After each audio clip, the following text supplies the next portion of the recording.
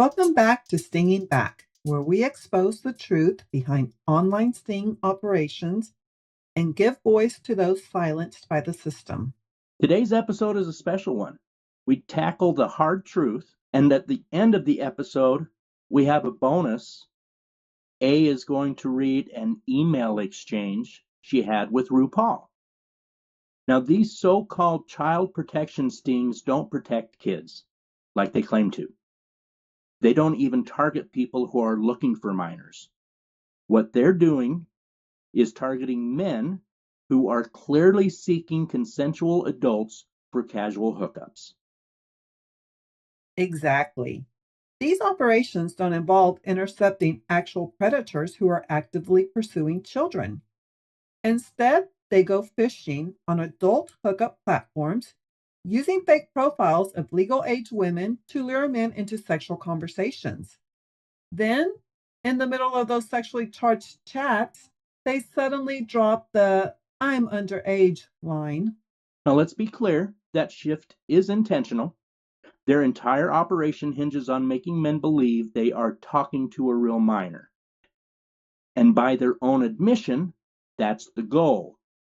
But if that's the case, then they're actually the ones promoting and encouraging the sexual abuse of children. That's not just a provocative claim, it's a logical conclusion. They create the fantasy, they introduce the sexual context, and then they're the ones who insert a minor into that scenario. The decoys initiate, push, and even demand the sexual dialogue. It's manipulation, plain and simple, and it's something they don't like being told. And like you'll hear later in the email exchange I had with Rue Powell, they don't like to be told that they are promoting and encouraging the sexual abuse of children. Right, let's talk about their intent. Their intent isn't to find people looking for minors. Their goal is to induce men who were clearly not looking for minors to think about minors in a sexual way. So they can create a case. The predator fantasy is theirs, not the men's. That's right. They are the ones who are sexualizing children. They create these wild fantasies about minors who want to meet random adult strangers for sexual purposes.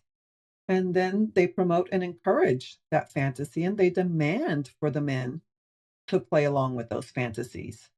And let's not forget, they use public funds and donor money to run these operations.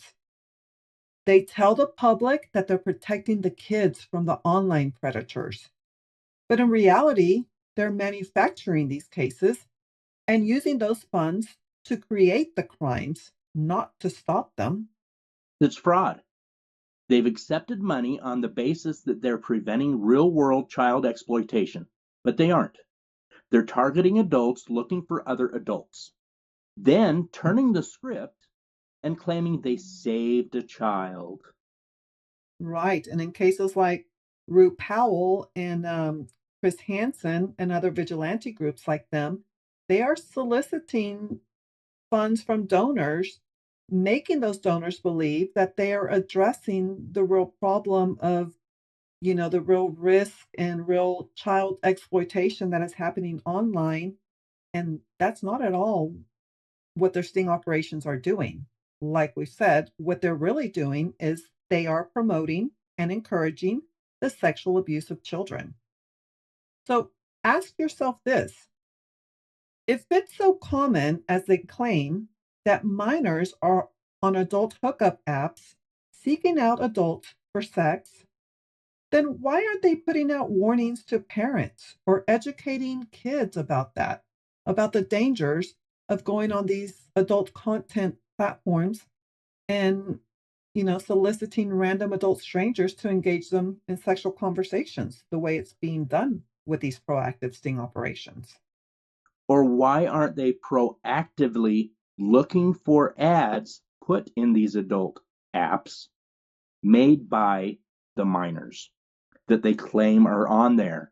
Exactly. Because that's not their goal. No, it's not their goal. If it were, they'd be trying to find these actual minors, stop them from being exploited.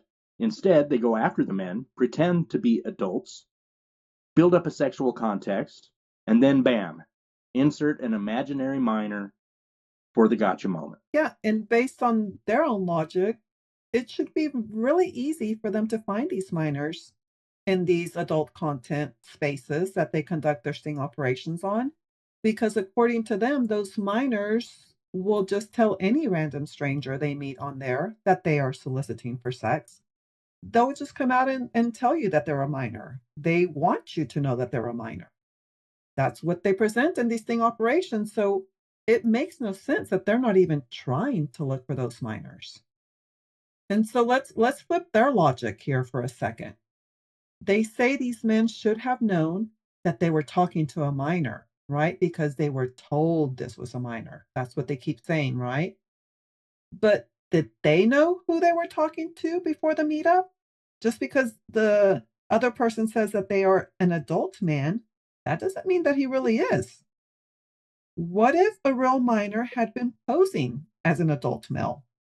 How do they know that it wasn't a minor posing as an adult male? Well, I imagine, part of flipping the coin, we've talked about this. Um, so going through one of these conversations, and the decoy says, "Hey, I'm actually only 13." What if the person they were enticing flipped it and said, "Oh, you're 13? So am I. Yeah. But I was pretending to be an adult because you are too." Yes. What would they do then? Exactly. And if it's easy for minors to be on adult apps, then it's dangerous and irresponsible for them to be the ones initiating and demanding sexual conversations without confirming the identity of the person they're talking to. By their own logic, they may have been soliciting an actual minor for sex. Of course. And realistically, if a real minor sneaks into an adult place and they have gone out of their way to pose as an adult in order to be in that adult space or that place, they are not likely to come out and just tell random strangers that they're a minor, right? These decoys and these people who conduct these sting operations are telling us that that is what they do. Okay, we'll take your word for it. But realistically, they're not likely to come out and say, "Hey, I'm a minor." And they're more likely to continue pretending to be an adult. So it is very likely that these decoys could be soliciting actual minors for sex and demanding sexual conversations from them without knowing that this could be a real minor. Actually, they do know. They know it's a possibility because they have told us that. So it makes no sense that they would take that risk to solicit actual minors for sex. And if they really cared about child safety, wouldn't they be trying to find those minors on adult sites and intervene before harm is done? But they're not. There's no education, no prevention, no outreach, just sting videos and arrest. This brings us back to the truth. This isn't about saving kids. It's about power, attention, money, fame, and the thrills that these vigilante groups and the decoys and the officers that they're getting. They get off on controlling the narrative and playing judge, jury, and executioner with the lives of people who were never looking for minors in the first place. Yes, and people who were never a real risk or a real danger to children. It wasn't their idea, it was the decoy's idea. It's a very, very small percentage of these men where they find any kind of CP or any other conversations that these men had with minors. They're not predisposed to it. They don't find those. In the statistics, it's a very, very small percentage. Well, and even in the cases where they have claimed to have found that, that's questionable because we now also know that they can plant those things on those men's phones. Like Right. they have been caught doing that. So we don't even know if that's real either. Maybe it is, maybe it's not. Maybe the police planted it on in their phone after they had custody of that phone. It's been proven that they can and have done that before. Yes, yes, we do know of cases like that. And also, we can prove beyond a reasonable doubt that these operations are indeed promoting the very thing they claim to prevent, the sexual abuse of children. by constructing fantasies and forcing people into them. And they're doing it with our tax dollars and with donor money. It's not just unethical, it's criminal. Misuse of public funds, fraud, entrapment, and it's time we call it what it is. If we're serious about protecting children, then we need to shut down the fantasy factories and start talking about real prevention. That means education, transparency, and accountability. Now, thanks for listening to this episode of Stinging Back. We want to remind you about ICAC Unpacked, our friend Norm, a new friend of ours, Jest Played. It's JEST Played on YouTube, and Page, Citizens Against Government Entrapment. Now, our bonus is right here. A is going to read an exchange of emails she had with Rue Powell. Also, just to get in there, don't forget also on Facebook, Uncageous. Those are also our friends. That's UNCAGEUS on Facebook. And the Lady Justice Smith blog at ladyjustice.blog. Okay, so this is, I have emailed with Rue Powell before, and this is the latest one in this last week that I wrote to her, and she responded. I said, "Hey, Rue, I heard you solicited an actual minor for sex and demanded a sexual conversation from him, one who was posing as an adult man. So just like those men don't know who they really are talking to until they show up to observe the person's physical appearance and behavior in person, neither do you. You have no idea how many real minors you have solicited for sex and demanded sexual conversations from. That's exactly why you shouldn't be soliciting anybody for sex in those places and demanding sexual conversations from them. It could be an actual minor posing as an adult. You know that because you've said it yourself. There are minors in those places and they pose as adults. Why would you be soliciting anybody for sex and demanding sexual conversations from them if your interest is supposedly to save and protect minors from sexual abuse? Why not look for and find those minors in those places instead? Why not educate the public about minors in those places instead? Why risk soliciting real minors for sex and demanding sexual conversations from them just to make a show and money from that? There can very easily be a show made to expose you as a real predator who was soliciting real minors for sex and demanding sexual conversations from them. How are you going to explain that to your audience and to the courts? And then she responded, "You've got the wrong person. Have a good day." So then I said, "Okay, thank you. Keep doing what you're doing. There's clear evidence that you are soliciting sex from those who pose as adult men. And then you demand sexual conversations from them, not caring one bit that it could be a minor that you're doing this to. You guys have said it yourselves. There are minors in those places seeking sex with adults.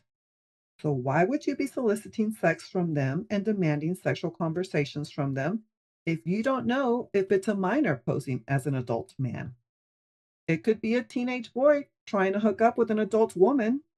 You just can't know who you're really talking to until they show up to meet you, right? It's called confirming identity. That's a normal thing to do. But since you guys claim to be trying to protect children from sexual abuse, it makes absolutely no sense that you are risking soliciting actual minors for sex and demanding sexual conversations from them. Common sense says you should be looking for those minors to rescue them instead of soliciting them for sex and demanding sexual conversations from them. And you need to stop lying to your donors about protecting kids, when in fact you very likely have victimized real minors. Those are probably the ones who cut off the conversation with you and blocked you because you pushed sex on them so aggressively that you scared them away. And then she responds, "I've seen your clear evidence, and it's unfortunately as opaque as sewage." So then I said, Okay, if you say so. So many others disagree with what you say and with what you are doing. And then I informed her. I said, by the way, we've created a podcast where we expose what you guys do. And we have talked a lot about you too. And so many people are shocked to find out that about what you truly do and falsely call protecting children. They find it to be as disturbing as we do. You sexualize children and use your wild fantasies about children to promote and encourage the sexual abuse of children for money and for your own sick thrills. And then RuPaul responds, you have the right to disagree with what I do and to create a podcast about it and give whatever conjecture you see fit. That last sentence from your previous email, however, starts to infringe upon my right if you're making libelous claims about me publicly. Disagreeing with what I do is one thing. Claiming that I promote and encourage the sexual abuse of children is not a protected opinion. It is false, defamatory, and legally actionable. I won't be able to keep going back and forth with you via email, but feel free to have the last word. And I did respond. This conversation does continue. I will read the rest of it in our next podcast episode. Very interesting. Hey, you guys, stay tuned. Please like and subscribe. There is more coming. And remember, keep singing back.